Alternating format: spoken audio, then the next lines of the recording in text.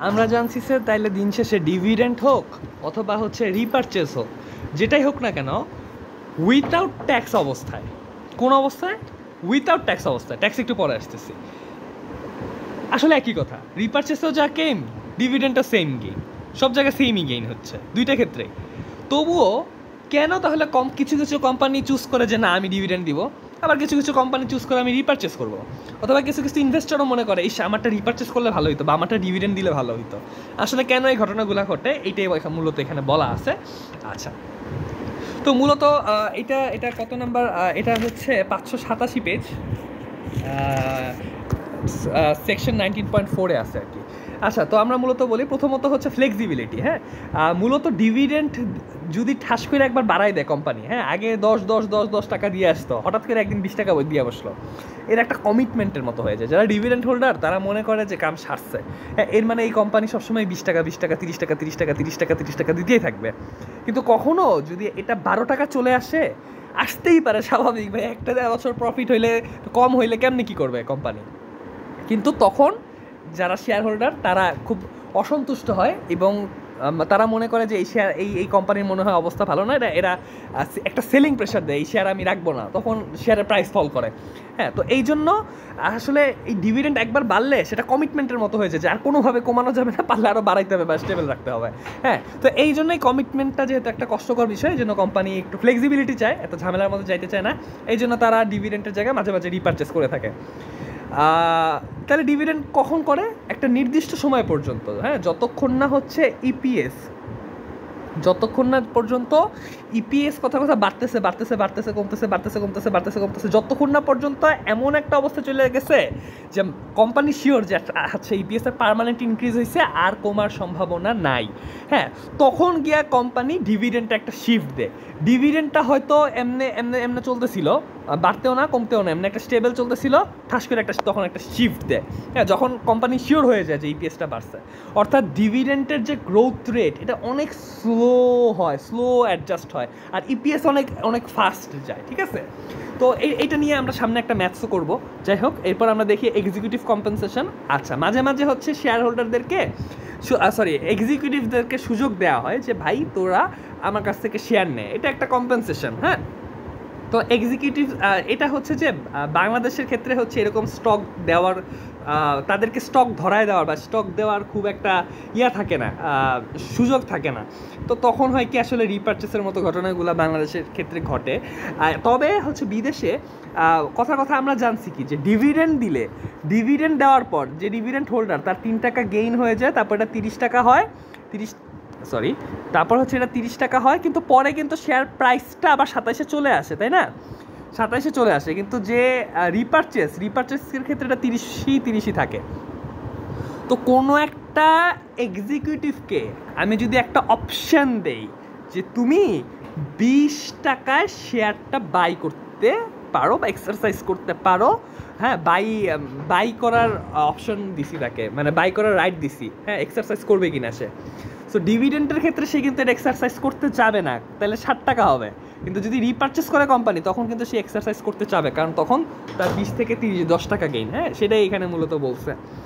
Offset to dilution, মূলত repurchase is neither better nor worse for the stock holders than dividend. এটা একটা illusion যে আচ্ছা repurchase মনে হয় ভালো, ডিভিডেন্ড মনে হয় ভালো, বাট আমরা তো দেখছি যে মানে উইথাউট ট্যাক্স কন্ডিশনে দুইটার আসলে কাহিনী আসলে সেমই। আন্ডার ভ্যালুয়েশন, এটা একটা খুব মজার কথা। আমরা যদি বর্তমান মার্কেটের দিকে তাকাই, বর্তমান মার্কেটে স্কোয়ারের, হ্যাঁ আমরা দেখবো যে স্কোয়ারের শেয়ার প্রাইসটা ফল করতেছে। হ্যাঁ, এটা কয়েকদিন আগে হয়তো 20 টাকার বেশি ছিল, এখন খুব 20 টাকার কাছাকাছি, 200 টাকার বেশি ছিল, এখন 200 টাকার কাছাকাছি চলে আসছে, হয়তো কয়েকদিনের মধ্যে 200 টাকার নিচে চলেও যাবে বা চলে গেছে কিনা জানি না। স্কোয়ারের শেয়ার প্রাইস ফল করতেছে দেখে মনে হতেছে না ইস কি খারাপ একটা কোম্পানি, শেয়ার কিনলাম। কিন্তু কাহিনী হচ্ছে কি, যে বুঝে, যে শিক্ষিত, মানে যে ফাইন্যান্সিয়ালি লিটারেট, সে কিন্তু বিভিন্ন কোম্পানি নিয়ে অ্যানালাইসিস করে কোন কোম্পানি কী করতেছে। সো সে দেখবে যে আচ্ছা স্কোয়ার অনেকগুলো ইনভেস্টমেন্ট করতেছে যেগুলো 3-4 বছর পর এনপিভি আসা শুরু হবে, অর্থাৎ এখন শেয়ার প্রাইস ফল করলেও লং টার্মে 4-5 বছর পর এটা ধুম করে একটা বড় ধাক্কা খাবে, তাই না? তো যেহেতু আমাদের মার্কেটটা অতটা এফিসিয়েন্ট না, এই জন্য হয়তো অনেকে বুঝতেছে না এই কাহিনিটা, অনেকে মনে করতেছে এই কোম্পানি কি খারাপ। আবার আমরা নিউজ দেখবো, কিছু নিউজেও বোঝা যায়, হ্যাঁ পালস, স্কোয়ার কোম্পানির নিউজ হচ্ছে স্কোয়ার কোম্পানির যারা ডিরেক্টরসরা আছে তারা স্কোয়ার কোম্পানির শেয়ার কিনতেছে। মানে কি, স্কোয়ার কোম্পানির শেয়ার ফল করতেছে প্রাইস, ডিরেক্টররা শেয়ার কিনতেছে কেন? হোয়াই?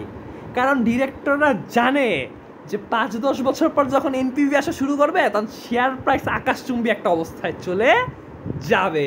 কারণ ডিরেক্টররা জানে যে তাদের শেয়ারটা স্বল্প মেয়াদে আন্ডার ভ্যালুড হয়েছে, কিন্তু দীর্ঘমেয়াদে তারা করোড়পতি হয়ে যায়গা।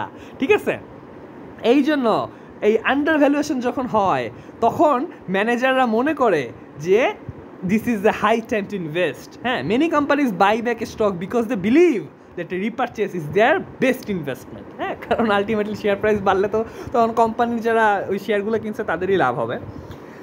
তো তবে বাংলাদেশে হচ্ছে ডিরেক্ট এই রিপারচেসের মেকানিজমটা নাই।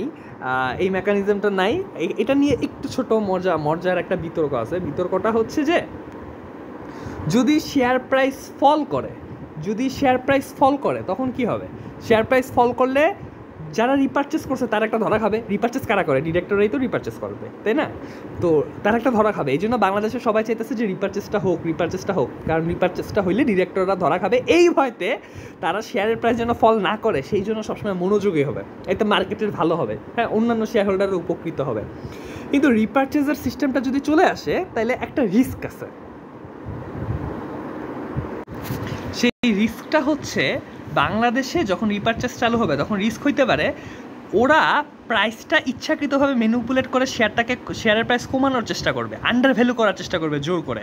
এবং যখন আন্ডার ভ্যালু করার চেষ্টা করবে এবং তখন তারা ধুমায় নিজেরা কেনা শুরু করবে, এবং নিজেরা যখন কিনবে তখন আবার ম্যানিপুলেট করে প্রাইসটা বাড়াই দিয়ে ঢাস করে বিক্রি করে দিবে, এবং তারা মাঝখান দিয়ে অনেক কোটি কোটি টাকা নিজেরা লাভ করে ফেলবে এবং একটা ইনসাইডার ট্রেডিং হবে।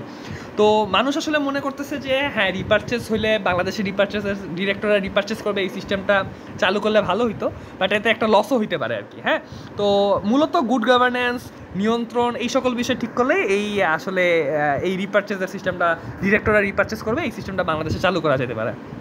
তাহলে এখন কোশ্চেন হয়েছে, ডিরেক্টররা যদি রিপারচেস নাই করতে পারে, এই স্কোয়ারের স্যামসন, এই চৌধুরীর যে ছেলেরা বা মেয়েরা আছে তারা তারা রিপারচেস কেমনে করতেছে?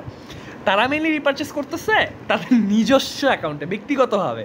হ্যাঁ, যে আমি ডিরেক্টর না, আমি একজন ব্যক্তি, আমি রিপারচেস করতেছি। ব্যাপারটা হচ্ছে হয়তো অনেকটা এরকম। যাই হোক, আমি ঠিক যদি কোনো কিছু ভুল করি তাহলে ভুল ত্রুটি সংশোধনযোগ্য। আচ্ছা, এরপরের তাহলে কোশ্চেনটা হচ্ছে যে what if tax comes in the world? আমরা জানি যে ট্যাক্স যতক্ষণ পর্যন্ত ওয়ার্ল্ডে আছে ততক্ষণ পর্যন্ত রিপারচেস করলেও যা, ডিভিডেন্ড করলেও তা, সবার গেইন আসলে সেমই, সো সবাই ইনডিফারেন্ট। হ্যাঁ, একটা হইলো, কিন্তু ট্যাক্স আসলে কাহিনীটা আসলে কী হয়? নেক্সট ভিডিওতে আমরা এটা নিয়ে আলোচনা করবো।